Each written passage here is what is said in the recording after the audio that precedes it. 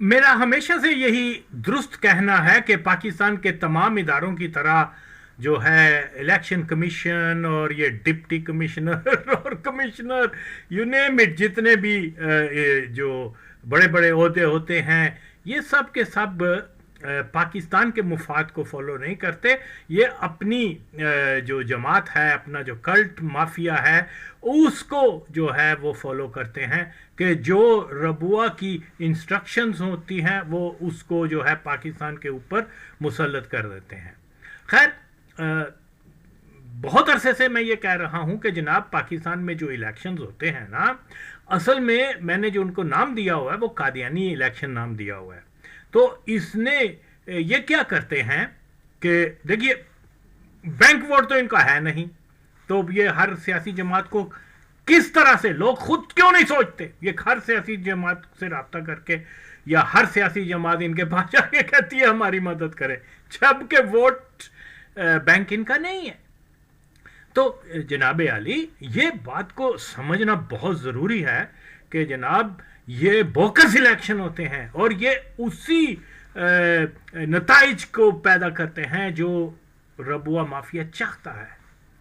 तो इसलिए बराए मेहरबानी इन चीज़ों को, अभी रावलपिंडी का कमिश्नर है जो भी है, शक्ल से मर्ज़ई लग रहा है, वो तो उसको वो अब इतराफ़ कर रहा है कि जनाब हमने रिगिंग की है। ओके, और यानी ये कोई नई रिगिंग तो नहीं है।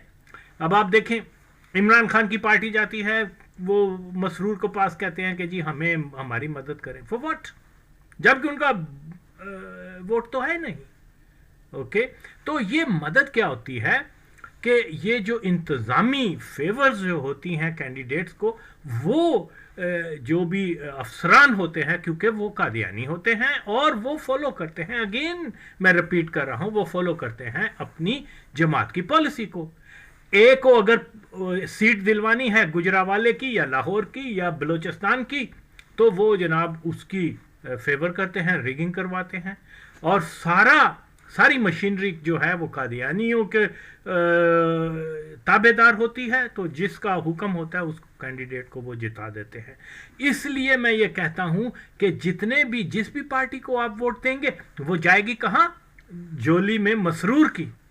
ओके, और फिर ये सच जानने के बाद भी लोग मुसलसल वोट को कास्ट कर रहे हैं किसी भी जमात में, और जाहिर है सारी जमातें जो हैं वो कादियानियों की अपनी जमातें हैं, जो भी आएगा वो कादियानी एजेंडा पे काम करेगा। ये एक कंडीशन है जो इंटरनेशनल एस्टेब्लिशमेंट और कादियानियों ने पाकिस्तान के सियासी जमातों के ऊपर लगा के रखी हुई है, और ये कोई नई बात नहीं है, ये पुरानी बात है, ये बहुत पुरानी बात है। ये क्या 70 के इलेक्शन हुए, इन्होंने वली खान को भी सपोर्ट किया, इन्होंने जनाब जमाते इस्लामी को भी सपोर्ट किया, इन्होंने जनाब वो दूसरी जमातों को भी, मजहबी और सियासी जमातों को भी वोट किया। क्यों? कि जो जीतेगा हम उसके साथ फिर बार्गेनिंग करेंगे। तो ये एक पाकिस्तान के अंदर रूटीन है, लेकिन कमाल की बात यह है कि लोग इसको समझना नहीं चाहते। जब आपने इलेक्शन में ही पाकिस्तान का मुस्तकबिल देखना है तो आप भूल जाएं।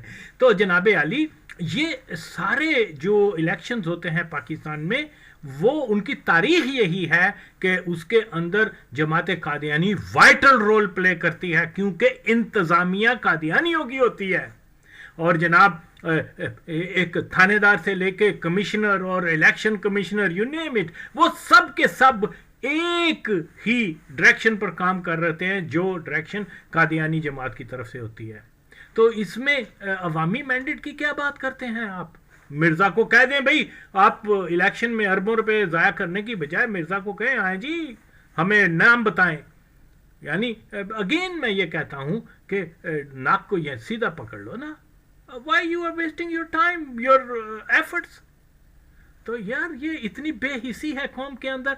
एक फैक्ट को बता चुका और बारहा कह चुका हूं, है कोई जर्नलिस्ट, है कोई हसन निसार, है कोई मुजम्मल शाह, है कोई औरिया, है कोई पाकिस्तान का जो मेरे इस दावे को चैलेंज कर सके? जब मैं सारी बातें दुरुस्त बता रहा हूं तो देखिए حال کیا ہے، مجھے گالیاں دے رہے ہیں، مجھے قادیانی کہہ رہے ہیں، مجھے کیا کبھی کچھ اور کبھی کچھ. تو یہ میں تو اپنی لائف ٹائم میں یہ چیز جو ہے لوگوں کو بتا رہا ہوں، اور آئی نو فور شیور کہ 30 سال بعد 20 سال بعد یہی کہا جائے گا کہ یار پاکستان کے زوال کی اصل وجہ یہ ہے، پاکستان کے نقصان کی نقص کی وجہ یہ ہے جو آغا وسیم نے ایک وقت میں بتائی تھی. اب یہ قوم آج بھی عمران خان کے نعرے لگائے، نواز شریف کے زرداری کے، تو وہ اپنی نئی نسلوں کی بربادی کی بنیاد رکھ رہے ہیں. تو اس لیے جناب عالی، پاکستان کو جب تک آپ آزاد نہیں کروا سکتے، یہاں پر کبھی بھی کوئی فیئر الیکشنز نہیں ہوں گے. یہاں ہر وہ کینڈیڈیٹ آپ کا اسمبلی میں پہنچے گا جس کی منظوری ربوہ سے ہوتی ہے. تو یار ان فیکٹس کو جاننے کے باوجود اگر آپ لوگ، پاکستان کے تمام سیاسی خاندان جو ہیں 90% وہ سب کے سب قادیانی ہوتے ہیں، مسلمان شناخت کے ساتھ. یار حد یہ ہے کہ پاکستان کے اندر جو پیدائشی قادیانی تھا، جس نے قادیانیت کی مرزا غلام قادیانی سے زیادہ فیور کی، وہ ضیاء الحق تھا. اس کو آپ نے امیر المومنین کا نام دے دیا، اس کو آپ نے اسلام کا مجاہد کہا. جو پیدائشی قادیانی عمران خان ہے اس کو آپ مدینہ ریاست والا کہہ رہے ہیں. اور ان کے اندر اتنی غیرت نہیں ہے نبی کے نام کی کہ وہ پبلک میں آ کے کہیں کہ ہم مرزا قادیانی کو کذاب جھوٹا جہنمی سمجھتے ہیں، اور اس کو جو نبی مانتے ہیں ان کو بھی کافر سمجھتے ہیں، جو اس کو مجدد مانتے ہیں ان کو بھی. یار حد ہو گئی ہے یار. اتنا سمپل سی ہے.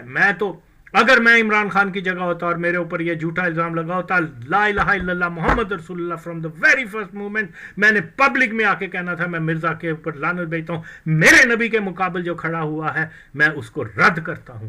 نہ عمران خان کہتا ہے، نہ نواز شریف کہتا ہے، نہ زرداری کہتا ہے، نہ آپ کا یہ جو کمشنر نے کہا کہ میں نے الیکشن، اس کو کہا ہے پبلک میں آ کے مرزا کے اوپر لعنت بھیجے.